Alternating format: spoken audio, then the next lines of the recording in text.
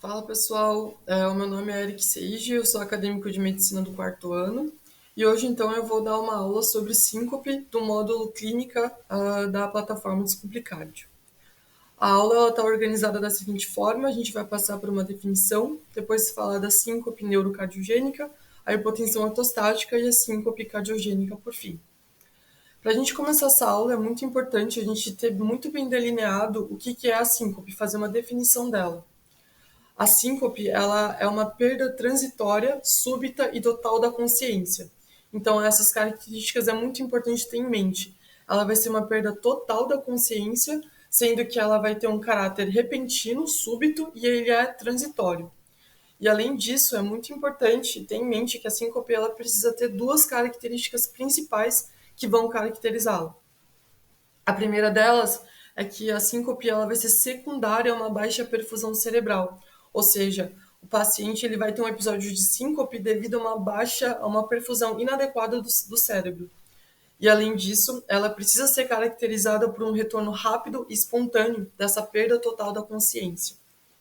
Sabendo disso então dessa definição, e eu vou bater na tecla quando a gente especificar mais as síncopes, é importante a gente saber que a síncope ela pode ser subdividida em outros grupos, né? Que vão falar sobre a causa, né, dessa síncope. Então, o primeiro grande grupo é a síncope neurocardiogênica, depois a hipotensão ortostática e, por fim, a síncope cardiogênica. E agora, então, eu vou especificar cada uma delas. A síncope neurocardiogênica, o nome já é capaz de dizer muito para a gente, né? Ela vai ser uma síncope, ou seja, uma perda total, transitória da consciência, que vai ter como causa alguma neuromediação. Ela vai ter alguma interferência do sistema nervoso para ela acontecer. O nome dela também pode ser síncope vasovagal ou também neuromediada. Então, como eu disse, se a gente puxa então e tenta explicar a fisiopatologia dela, ela vai passar então, ela vai ser uma perda da consciência neuromediada. E ela vai ser causada principalmente então quando um paciente jovem, normalmente jovem, passa por uma situação de ansiedade, estresse emocional ou medo que são tão intensos que vai culminar em um hiperestímulo do sistema nervoso simpático, e o resultado disso é que a gente vai ter uma resposta, uma hiperativação do sistema nervoso parasimpático, com ativação vagal. Por isso que também o outro nome da síncope neuromediada é a síncope vasovagal. A resposta e a resultante fisiológica de toda essa cadeia vai ser que o corpo do paciente, os grandes vasos vão se vasodilatar, e além disso a gente tem uma resposta do parasimpático que o paciente vai estar bradicárdico. Então, se o paciente está com os vasos dilatados e ainda ele está com uma frequência cardíaca baixa, a consequência disso é que o paciente vai ter uma pressão arterial reduzida. E se isso acontece de forma muito grande, o paciente pode vir a ter uma hipoperfusão cerebral e, por fim, resultar num episódio de síncope. Então, essa seria a fisiopatologia, né, dessa doença. Dentro das síncopes neuromediadas ou neurocardiogênicas, a gente pode subdividi-las elas ainda mais. Então, aqui eu resolvi dar destaque, primeiro, para a síncope vasovagal clássica, que seria o desmaio comum, e que, então, seria o paciente jovem que, depois de passar por uma emoção intensa, ansiedade ou medo, vai ter aquela resposta neuromediada, que é aquela fisiopatologia que eu expliquei, e ele vai vir um episódio de perda transitória e súbita da consciência. E normalmente ela vai ser acompanhada de pródromos, ou seja, na síncope neuromediada vasovagal clássica, o paciente ele vai perceber por alguns sinais, por exemplo, visão turva, tontura, ou até a sensação de que vai desmaiar nesse caso. E além disso, a gente tem a síncope situacional, que, como o nome diz, ela vai ser causada por um estímulo muito específico de algum sistema fisiológico do paciente. Então, tanto por alguma predisposição genética, o paciente, por exemplo, no sistema pulmonar, se ele tosse, ele pode vir a ter um episódio de síncope, ou no urogenital durante a micção, e no gastrointestinal durante a deglutição, que é uma síncope muito específica, né? É a síncope situacional. E como a gente faz para investigar uma síncope neuromediada. Ela vai ser por meio de um teste chamado tilt test, que é quando o paciente ele fica deitado na máquina e ele vai ser inclinado durante esse teste. O tilt test ele pode ser positivo em duas circunstâncias. Quando ele está fazendo o teste, ele vai ter uma resposta cardioinibitória, então, portanto, o paciente ele vai ficar bradicárdico de forma subitamente e vai ter um episódio de mal-estar e pode até sincopar também. Ou uma outra possibilidade de tilt teste positivo é quando o paciente ele vai ter uma resposta vasodepressora. Então, normalmente a frequência cardíaca dele diminui, a ponto dele também ficar com mal-estar e também possa vir a ter um episódio de síncope durante o teste. Então, essas são as possibilidades desse teste ser positivo e, portanto, indicar que o paciente possui síncope, ele possa ter episódio de síncope neuromediada. O tratamento, a gente precisa lembrar que é uma doença benigna e que, portanto, o tratamento dele precisa ser focado em evitar os estímulos provocativos, então emoções intensas, ansiedade, tranquilizar o paciente e expandir o volume plasmático, né? E aí isso pode se dar por medidas de contrapressão, que teriam por intuito aumentar a pressão do paciente, e ela pode ser tanto com apertar o objeto com as mãos, ou uma contrapressão com as mãos, né? Quando você pressiona uma mão contra a outra, ou também as pernas. Além disso, a gente vai então agora partir para o outro segundo grande grupo, que é a hipotensão ortostática. E o nome dele também já é muito, ele já diz bastante, né, sobre do que é do que possa causar a síncope nesse caso. Ela vai então ocasionar quando o paciente está em posição ortostática, está em pé, e a gente vai ter uma hipotensão, uma queda da pressão, né?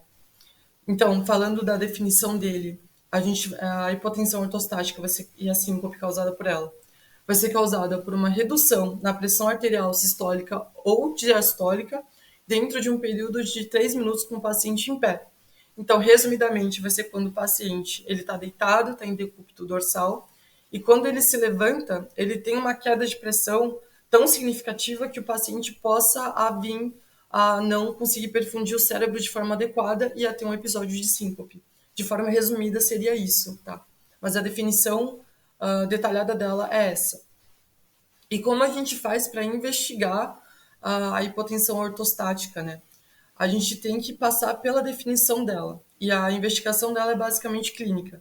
A gente vai aferir a pressão arterial do paciente em decúbito dorsal e depois de 1 a 3 minutos, a gente vai fazer essa mesma aferição com o paciente em posição ortostática, com o paciente em pé. E aí, se caso você tiver uma queda da pressão arterial maior que 20 ou uma pressão diastólica, uma queda da pressão diastólica maior que 10, a gente pode fechar, então, a hipótese de que o paciente tem hipotensão ortostática, que, portanto, pode vir a ter um episódio de síncope.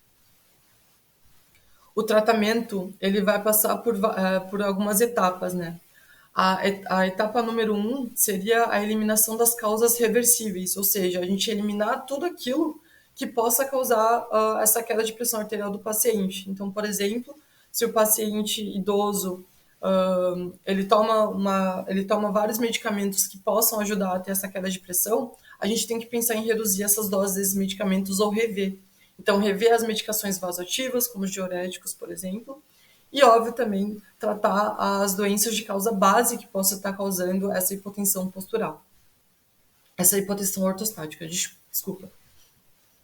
Aí depois, a etapa 2 seria pensar em uma intervenção não farmacológica. Então, orientar o paciente às manobras de contrapressão que eu citei anteriormente, como também ter pequenos ajustes e conselhos desse paciente para evitar essa queda abrupta de pressão.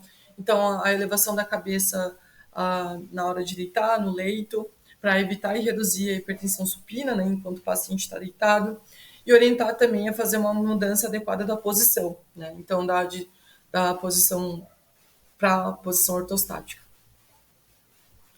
Além disso, na etapa 3, a gente tem, se a gente tem essa falha da intervenção não farmacológica, a gente pode pensar em casos específicos, tá? E em administrar a amidodrina e o fluido fludrocortisona. Partindo então para o final, que seria a síncope cardiogênica, a definição dela seria então uma síncope que vai ser causada por arritmia ou uma doença cardíaca estrutural. Então, essa perda transitória súbita da consciência e total, ela vai ser mediada por uma doença cardíaca, por algum problema que está acontecendo no coração, que pode ser tanto uma arritmia, uma doença ou uma causa estrutural do órgão cardíaco. As principais causas, então, seriam as arritmias que passam pelas bradiarritmias ou as taquirritmias, ou também eu resolvi aqui caracterizar melhor por algum problema dos grandes vasos, né, na dissecção de aorta, que possa levar a uma redução do suprimento das carótidas, e, por fim, também uma causa estrutural, ou seja, um problema no coração que é estrutural dele, então uma estenose aórtica ou as cardiomiopatias e etc., os outros problemas congênitos. Aqui, então, eu resolvi especificar cada um de como as arritmias podem causar uma síncope. E aqui, então, começando pela bradicardia que eu tinha citado anteriormente. Se a gente tem um coração que está bradicárdico e que, portanto, tem uma frequência cardíaca reduzida, a gente pode falar que o problema pode estar predominantemente na disfunção do nó sinusal ou no bloqueio atrioventricular. E essa redução da frequência cardíaca vai culminar numa redução do débito cardíaco. A consequência disso é que se você tem um reduzido débito cardíaco, a gente vai ter uma hipoperfusão das carótidas, que levam um suprimento sanguíneo até o cérebro. E se a gente tem essa hipoperfusão, a gente vai ter um cérebro também poucamente perfundido, o que pode levar a um episódio de síncope. Além disso, na taquicardia, o raciocínio só é um pouco diferente no sentido de que o coração está batendo tão rápido, ele está numa frequência tão elevada, que o tempo diastólico, ou seja, o tempo de preenchimento do volume sanguíneo do coração se reduz. E aí isso, como consequência, vai reduzir o volume de enchimento do ventrículo esquerdo, que supre as carótidas. E isso levando também ao episódio de síncope, pelo mesmo resultado. A investigação da síncope cardiogênica, ela vai passar por uma investigação do órgão cardíaco. Então, seria recomendado o eletrocardiograma, o Holter e um estudo eletrofisiológico. É isso, então, pessoal. Essa vai ser a aula de síncope. Eu espero que vocês tenham entendido. Qualquer dúvida, me coloco disponível. Muito obrigada. E essas foram as fontes que eu usei.